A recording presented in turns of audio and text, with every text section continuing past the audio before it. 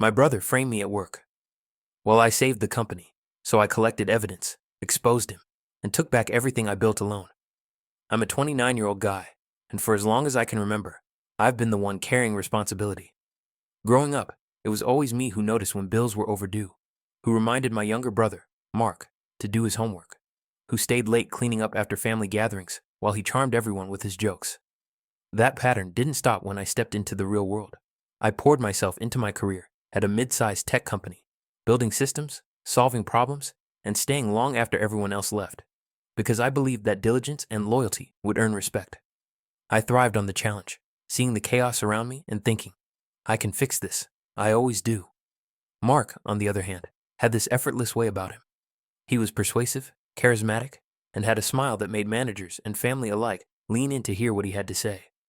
When I first suggested him for small collaborative projects, I thought he was genuinely interested in learning. But there was always a subtle edge to him, a glint in his eye, a slight twist of a phrase. Don't worry, I've got this. That somehow left me doing the heavy lifting while he got the praise. It wasn't overt, and I brushed it off at first, thinking, he's my brother. He's just trying to help. Family dynamics didn't make it easier. Parents, aunts, uncles, everyone seemed to gravitate toward Mark's charm.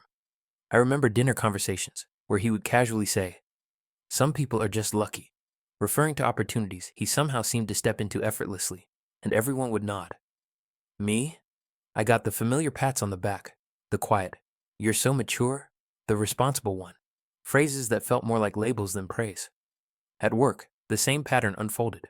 I was the problem solver, the fixer, the guy who stayed late ensuring projects didn't fall apart. Mark attended the meetings, smiled, and charmed, and I started to notice a small but nagging irritation in the pit of my stomach. Still, I pushed it aside. At that point, I felt unstoppable, confident in my ability to build, to save, to carry the weight of my ambitions. And secretly, a part of me thought, one day, everyone will see it's all me who made this work. But even in that confidence, there was a tiny crack I couldn't ignore, a whisper that maybe, just maybe, Mark wasn't as harmless as he seemed. And that whisper was about to grow louder. I threw myself into my work like it was the only thing keeping me sane. Long nights at the office, weekends spent debugging code, countless coffee-stained mornings. It all became my rhythm. I loved it, honestly. There was something satisfying about seeing a complex system finally click into place, knowing I had built it, safeguarded it, and carried the weight of it when everyone else was asleep or distracted. But as I climbed that ladder, I noticed Mark subtly inserting himself into the projects. Not in a hands-on way. He didn't write the code or manage the deadlines, but he would sit in meetings, nodding, offering small suggestions that somehow got highlighted later by management. I started getting this hollow feeling, like my work was visible only because I let him in the room. The first time it stung, I barely acknowledged it. Mark leaned back in his chair during a team discussion and said, man, some people are just born with opportunities landing in their lap. Lucky, I guess. Everyone laughed. I forced a smile, but inside, I felt that familiar ache, the one I had known growing up when my accomplishments were quietly noted, while his antics stole the spotlight. I wanted to call him out, but the thought of creating family drama at work, or in life, made me hesitate. I told myself, keep your head down, focus on the work, and it'll pay off in the end. At home, the pattern repeated itself. Parents would casually ask, did Mark tell you about his big meeting today? They'd hang on his every word, while my own late-night grinds and sacrifices were reduced to a simple, that's so responsible of you. Even relatives at family dinners would ask Mark about his plans, his ideas, his charm-filled pitches, and leave me to quietly sip my drink, listening. It wasn't envy. It was exhaustion, a heavy weight in my chest. But I still felt a sense of momentum. I could see how the company was growing, how my contributions were tangible. Every satisfied client email, every project milestone reached, felt like proof that I was indispensable. Mark may have been charming, lucky, or persuasive, but I was the one holding the skeleton together. I was unstoppable, or at least, I thought I was. And yet, late one evening, as I reviewed yet another set of reports Mark had helped compile, I caught a discrepancy so small, so innocuous, that I almost ignored it. But something in my gut whispered, this isn't an accident. Something was starting to shift, and I didn't know how far it would go. By the time I noticed the first real signs, I was already deep into my role, running multiple projects, coordinating teams, and juggling deadlines that seemed to multiply overnight. I'd always prided myself on spotting issues before they became problems, but now I found myself second-guessing my instincts. Small things started slipping through the cracks. A report misfiled, a client complaint that made no sense, deadlines suddenly shifted. At first, I blamed myself. Maybe I'd overlooked something. Maybe I was too tired. But the more I looked, the more patterns emerged. Files would disappear, emails would get sent to the wrong people, and notes I had meticulously documented seemed to have vanished or been edited. It was Mark who always appeared in the periphery, smiling that effortless smile, ready with a casual, "I thought we handled this yesterday. Did it get lost in your pile?" His tone was innocent, almost playful, but my stomach dropped every time. That tiny seed of doubt I had pushed away in the past began to grow into a gnawing anxiety. I started checking logs, cross-referencing emails, trying to trace the anomalies, and every small clue led back to moments when Mark had been alone with the files, with the spreadsheets, with the systems I trusted him to respect.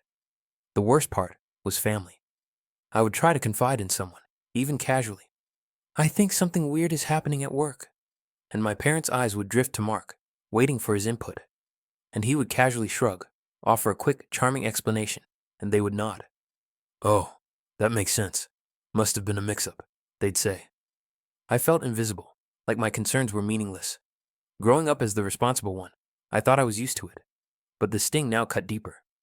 One evening, after another long day, I sat alone in the office, scrolling through emails that made less and less sense. My hands trembled slightly as I realized someone was actively undermining me. My heart sank as I whispered into the empty office, "Could it really be you?" It felt impossible, even absurd. Mark was my brother. How could he do this? But the inconsistencies were mounting, and I could no longer pretend they were accidents. And then, in that still, fluorescent-lit office, I found the first undeniable clue. Just a tiny email thread buried deep in the server, but enough to hint that Mark was more than just lucky. He was orchestrating it. I leaned back in my chair, heart hammering, and knew one thing: nothing would ever feel the same again. The realization hit me slowly, like a weight pressing down on my chest. Mark wasn't just being careless or lucky. He was deliberately setting me up. It started small. A misdirected report here, a subtle alteration to a spreadsheet there, but it was calculated. The company was starting to notice minor errors in projects I had meticulously managed, and whispers began circulating in the office. I could feel the tension tighten around me, and every glance from a colleague felt heavier. Even though I had spent years building credibility, suddenly it seemed fragile, as if a single misstep, engineered by him, could undo everything. One afternoon, in the middle of a particularly tense meeting, the department manager questioned me about a misfiled contract. "I'm not sure how this happened," I said, trying to mask the panic in my voice. Mark leaned casually against the wall, arms crossed, smirking slightly. "Maybe it got lost in the shuffle," he said. His tone was light, almost innocent, but it carried that familiar edge, the subtle claim of superiority that I had long tried to ignore. I felt my jaw tighten, and my mind raced. He's doing this on purpose. Every small mistake is him pointing a finger at me. At home, things didn't get easier. I tried to talk to my parents, but Mark was always there, offering his version of events. "Don't worry, it's probably just a misunderstanding," he'd say, with that practiced charm. And my parents would nod, reassuring themselves, leaving me to wonder if anyone believed me at all.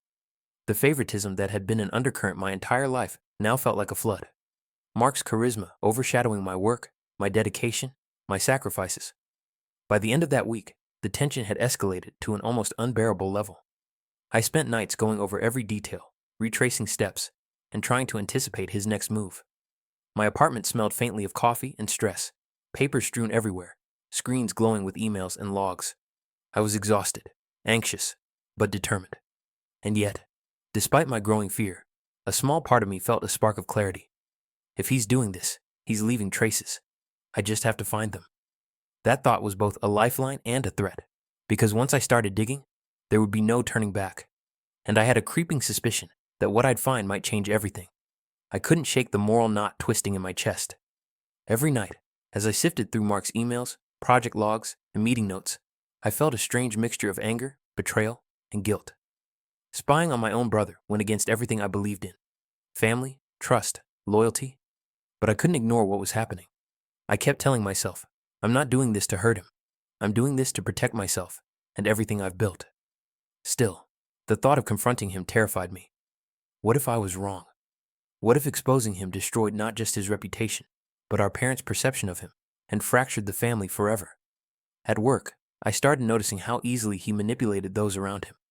Colleagues seemed to instinctively trust him, hanging on every word while I carried the literal weight of the company on my shoulders.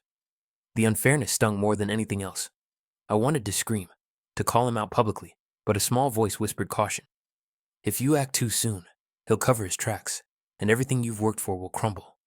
Home wasn't a sanctuary either. Dinner conversations became minefields. Are you sure you're not overthinking this? Mom asked one evening, glancing nervously at Mark. I could feel her doubts mixing with my own uncertainty. Mark leaned back, a faint smirk tugging at his lips, pretending innocence so perfect it made my blood boil. I wanted to explode, but I swallowed the words, focusing instead on the evidence I was gathering. By now, the office had become my second home. I spent hours cross-referencing logs, downloading backups, and storing copies of every suspicious interaction. My apartment smelled perpetually of coffee and anxiety, screens glowing with lines of data, every click a small act of defiance. Even though the weight of betrayal and secrecy threatened to crush me, I felt a quiet determination growing. I knew I couldn't rush it. I had to wait, watch, and let Mark continue digging his own hole. I also knew that by the time I confronted him, it wouldn't just be a confrontation, it would be the reckoning. But as I stared at the latest thread of manipulated emails, a chill ran down my spine. He's getting careless, and that's when I'll strike. Mark had started to show cracks in his otherwise flawless facade, and I could see it in the way he carried himself at the office. There was a smugness in his stride, an easy grin that didn't quite reach his eyes, and a careless looseness in the way he handled files and emails. He had grown overconfident, convinced that his charm and subtle manipulations could cover any mistake. It was infuriating, and also exactly what I needed. I watched him from my desk as he presented a project update to the board, casually taking credit for ideas I had spent weeks developing. His voice was smooth, confident, and yet, in the background, a few emails caught my attention. Tiny inconsistencies, timestamps, edits he hadn't noticed me logging. I felt a surge of anticipation. The more reckless he became, the easier it would be to trap him. It's all just small errors, I thought, forcing myself to stay calm. But small errors become undeniable when the pattern is clear. At home, the tension followed me like a shadow. Mark would call my parents to casually update them on work matters, downplaying his influence while subtly undermining me. I think he's stressed, Mark said one night, referring to me, his voice dripping with false concern. Mom nodded, worry etched on her face. I clenched my fists silently, my teeth grinding. I knew it was manipulation, and yet, I had to remain patient, careful, precise. I couldn't let anger ruin the plan. Even in the office, I began noticing little moments of overconfidence. He would brag to colleagues about solving issues without fully understanding the problem, boast about decisions he barely influenced, and leave digital footprints that screamed carelessness. I documented everything, my pulse quickening with every proof I collected. By the end of that week, I felt a mix of exhaustion and exhilaration. I was still carrying the company on my shoulders, still quietly under scrutiny, still betrayed. But now I had leverage. The next meeting would be crucial, and I could almost taste the reckoning. I closed my laptop late one night, staring at the city lights through the office window. A thought lingered in my mind, chilling and electric. Soon, everything he built on lies will crumble, and I'll be the one standing when it does. It all came crashing down in the span of a single afternoon. A client's account that I had nurtured for months had been mishandled. Mark had stepped in without telling anyone, sending conflicting instructions that caused confusion, delayed deliverables, and triggered an angry email chain that landed directly in my inbox. My heart sank as I read each message, the weight of humiliation pressing against my chest. Colleagues whispered in the corners, and even those who normally respected my work looked at me with uncertainty. For the first time in years, I felt powerless, stripped of control, and utterly defeated. I stared at the screen, hands shaking, my mind spinning. I wanted to scream, to throw something, to make him feel a fraction of the panic that consumed me. Instead, I shut the laptop and walked aimlessly through the office, the fluorescent lights above flickering slightly, echoing the chaos in my head. I thought of all the late nights, all the sacrifices, all the work that had kept this company afloat, and I wondered if it had been for nothing. My chest tightened with a mix of despair and rage. and for the first time, I allowed myself to feel completely alone. When I finally got home, the apartment was quiet. Too quiet. I sat on the couch, staring at the ceiling, replaying every small betrayal, every subtle undermining, every casual remark Mark had made over the years. The glow from the city outside the window seemed distant, cold, and unreachable. I whispered into the darkness, "How did it come to this? How could he do this to me?" For a long time, I just sat there, numbly scrolling through the emails and reports I had already collected. The evidence was there, yes, but the emotional toll had me questioning whether I had the strength to use it. I felt like I was standing at the edge of a cliff, the world I had built crumbling beneath me, and the person I had trusted most leaning casually against the wreckage, smiling. And yet, even in that bleak, suffocating despair, a single thought pierced through the haze. He thinks he's won, but he's left a trail, and I'm still standing. The day of reckoning arrived like a storm I had been waiting for, tense and electric. I walked into the conference room, carrying every piece of evidence I had meticulously collected. Emails, logs, meeting recordings, time-stamped edits, each one a nail in the coffin of Mark's deception. My pulse was racing, hands clammy, but I forced myself to breathe slowly, to keep the fury under control. The board was seated, eyes curious, and Mark leaned back in his chair, smug as ever, completely unaware of the trap I had set. I started calmly, almost conversationally, outlining recent discrepancies and the impact they had on projects. "There have been repeated errors that weren't just mistakes," I said, my voice steady despite the storm of anger building inside me.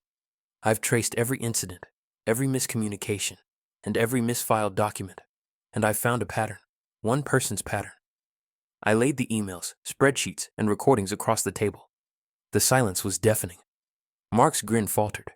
His fingers twitched, almost imperceptibly, as he realized what was happening. "You don't understand," he began, his charm faltering, his words rushed and defensive. This wasn't intentional." But the room was no longer on his side. Management leaned forward, eyes narrowing as they absorbed the evidence. Colleagues who had once whispered in corners now stared in disbelief. The air was thick with tension, the faint hum of the fluorescent lights punctuating the moment. I watched him squirm, the mask he had perfected for years slipping with every slide, every playback, every undeniable proof. And yet, I held my own composure. This wasn't about revenge in the moment. It was about justice, and about reclaiming what had been undermined for far too long.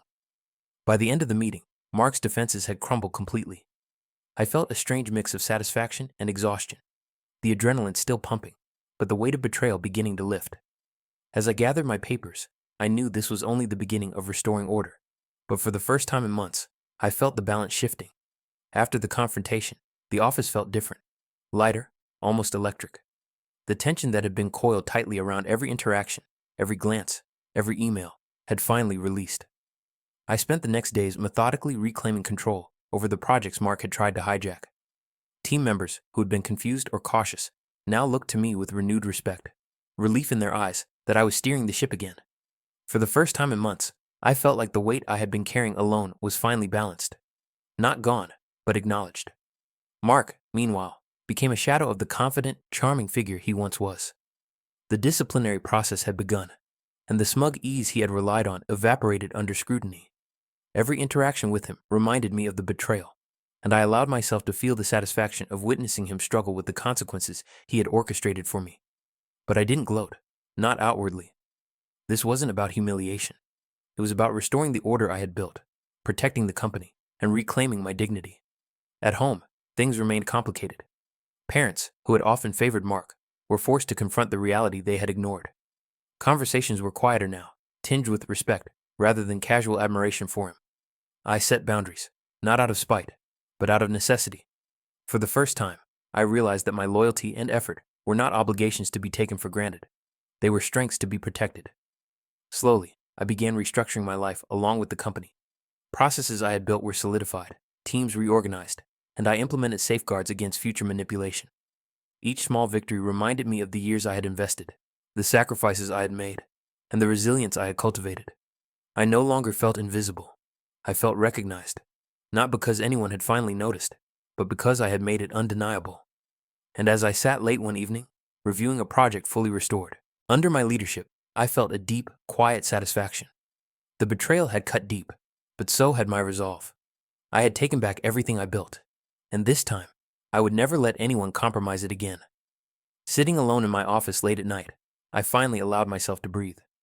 The company was stable again, the teams were thriving, and Mark's influence had dwindled to nothing more than a cautionary tale. I leaned back in my chair, eyes on the city lights beyond the window, and thought about everything that had led me here. The endless nights, the stress, the crushing weight of betrayal. It had been brutal, almost unbearable at times, but surviving it had changed me in ways I hadn't anticipated. I was no longer just the responsible one carrying everyone else's burdens. I was the one in control of my destiny. Family dynamics had shifted too, though not entirely in ways I expected. Mom and Dad still struggled to reconcile their affection for Mark with the reality of his actions. There were quiet apologies, lingering awkwardness, and unspoken acknowledgments that, for once, I had been right. I realized that closure wasn't about forcing them to see everything my way. It was about reclaiming my own peace and refusing to be overshadowed or undermined ever again. Emotionally, I felt stronger, tempered by fire, but not hardened into bitterness. The betrayal had taught me how to trust my instincts, how to protect what I build, and how to act decisively without losing myself to rage. I no longer doubted my worth or my capabilities. Every project I restored, every proof of Mark's sabotage that I had documented, every small victory, these were now trophies of resilience, reminders that I had survived the darkest, most isolating storm. And yet, in the quiet moments, I sometimes thought of him, not with anger, not with hate, but with clarity. He had underestimated me, relied on charm and luck, and left a trail of mistakes that I had patiently documented. I had taken everything back, not with cruelty, but with precision and determination. Looking out at the skyline, I whispered to myself, almost as if I needed to hear it. I saved everything I built, and I did it alone, stronger than I ever imagined. And for the first time in years, I felt a profound sense of peace,